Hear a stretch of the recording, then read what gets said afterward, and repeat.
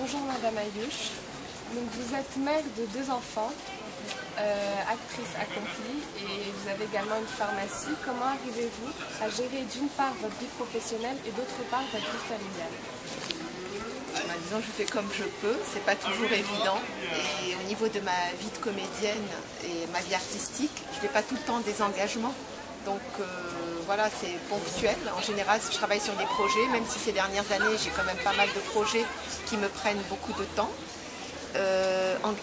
Et puis parallèlement aussi, je suis bien obligée de gagner ma vie parce que je souhaite acquérir une certaine indépendance financière qui me permette de faire des choix au niveau de mes activités artistiques, de ne pas travailler avec n'importe qui et de faire n'importe quel projet. Et pour cela, je dois avoir une certaine indépendance financière, ce que me permet la pharmacie, qui est aussi un lieu qui pour moi est un lieu de rencontre, un lieu aussi un travail que j'aime aussi, ça agit au niveau de la thérapie humaine et c'est aussi quelque chose qui me concerne. Donc je fais comme je peux. C'est pas toujours évident, heureusement que j'ai mon mari qui me soutient par rapport à ce que je fais, par rapport aussi à l'éducation des enfants. Et voilà, donc je pense que c'est pas évident non plus pour trouver l'énergie, mais je crois que quand on fait quelque chose qu'on aime, on arrive à trouver l'énergie suffisante. Donc je crois qu'il y a aussi cet aspect-là, ma passion que j'ai pour mon travail artistique, qui me donne l'énergie suffisante pour pouvoir mener de front différentes choses en même temps. Ensuite, donc, quelles difficultés avez-vous rencontrées en tant qu'actrice libérée?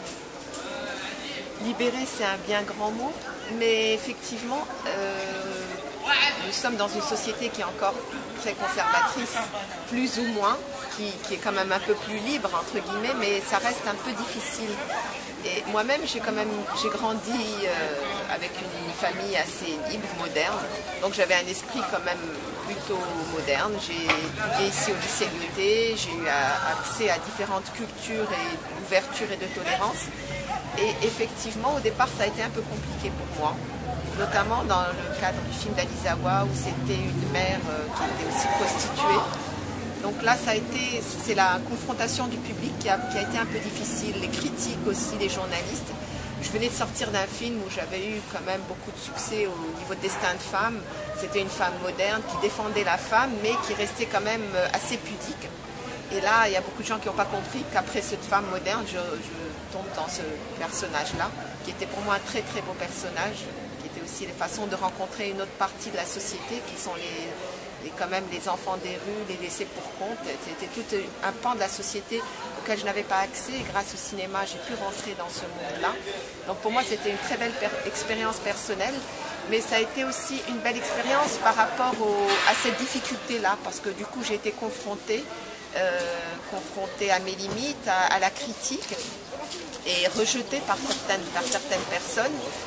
Mais bon, enfin, je suis toujours dans le domaine, je ne me suis pas enfuie. À 6h, viens chez moi.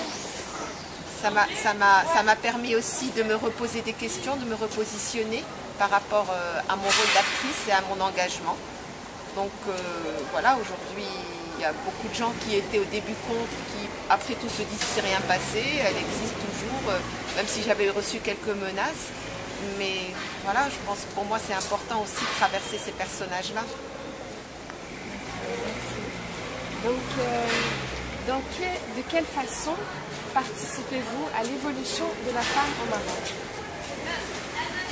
Je participe en tant qu'actrice essentiellement. J'ai aussi un engagement par rapport à l'association de solidarité féminine. Vous voulez qu'on arrête ?